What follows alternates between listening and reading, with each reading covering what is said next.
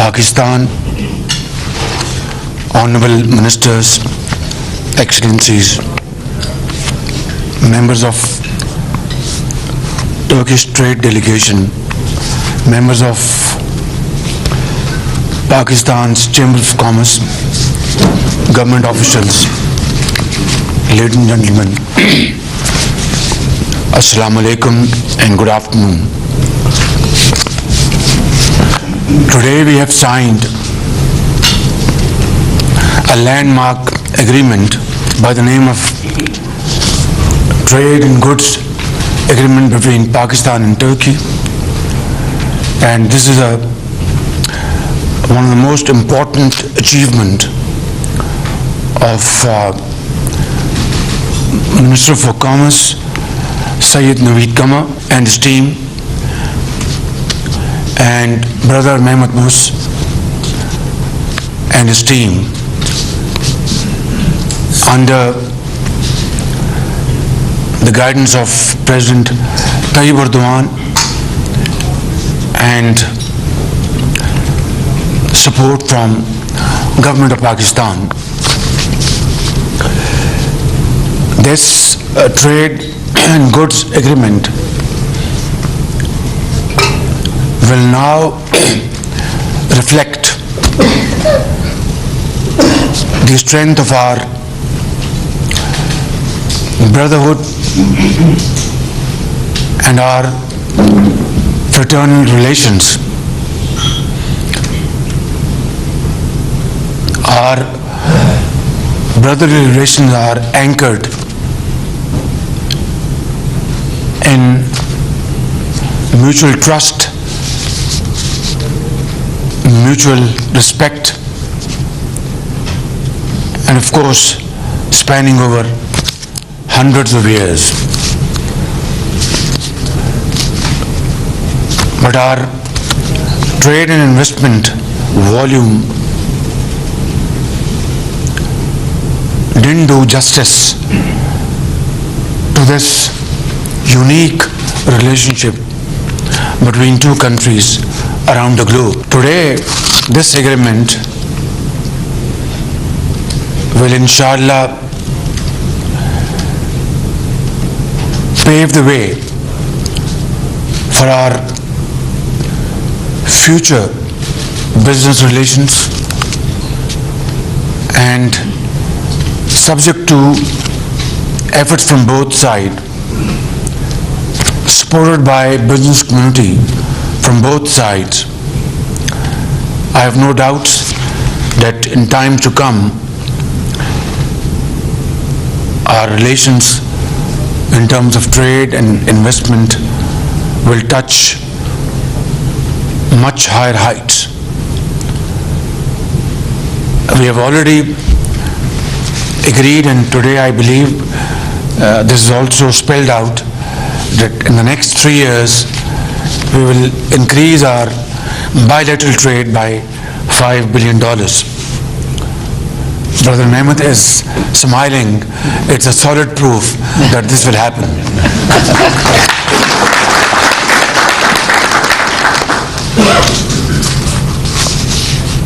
During my visit to Turkey in the month of May, we were given a very warm welcome over there by President Tayyip Erdogan,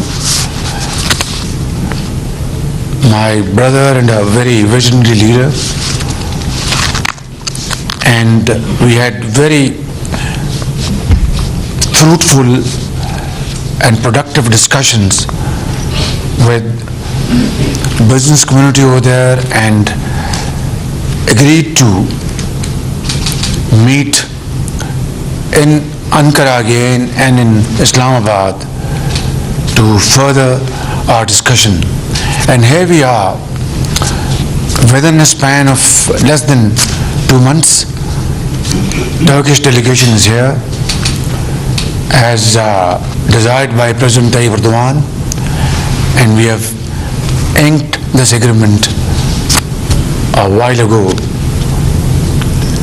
But now I would like to address my Turkish business brothers and sisters and Pakistani business community that here is an opportunity that we must catch upon.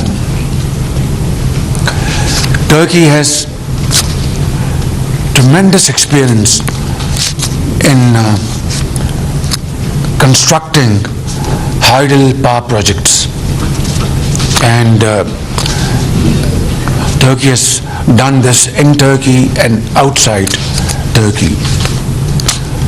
They have great experience and expertise. We would welcome Turkish companies to come and invest in Pakistan in hydel power generation, because by the grace of God Almighty, we have been bestowed upon infinite sources of hydel power generation in the north of Pakistan, which remain unexplored as I speak. So I would invite Turkish firms. I've just spoken to Brother Mehmet, because if Turkey's import bill has touched $100 billion to finance their fuel and energy imports, which is probably unprecedented in the last, or probably in Turkey's history. So is the case with us in Pakistan. This year, we have touched more than $20 billion, which we can hardly afford. Even though the prices have started dipping down, but then they are still hovering around $95, $98, and this is still a price which Pakistan cannot afford to pay. And therefore, we must immediately engage ourselves in exploring alternative sources of energy, hydel power generation I've just explained, and renewables, solar, wind power, and by the grace of God, Allah subhanahu wa ta'ala has again been infinitely kind upon Pakistan, having given great resources in this field, which remain largely unexplored. Of course, we have raised something like 500 to 600 megawatts in solar energy and a few hundred megawatts in wind power, mainly in the province of Sindh, in Jampi. Yes, thank you, Jampi. But then we have been discussing in the last few months, while we were also dealing with very serious challenge of putting our economy, first protecting it from getting out of control. We are, by the grace of God, we've been able to save our economy from a serious default. That is, of course, out of our way, but still it's a long way to go. And we are negotiating with all those problems on the way. It's very difficult, but not impossible. Coming back to the point, solar energy is the order of the day. We have discussed it at length in the last couple of months, and today I have a final meeting to take final decisions as to which are going to be our low-hanging fruit. like 2 wells to be run by solar energy, for example, like about 5 to 6,000 megawatts of solar parks through public-private partnership, solar panels for poor households, solarization of government offices. These are main areas where we can literally,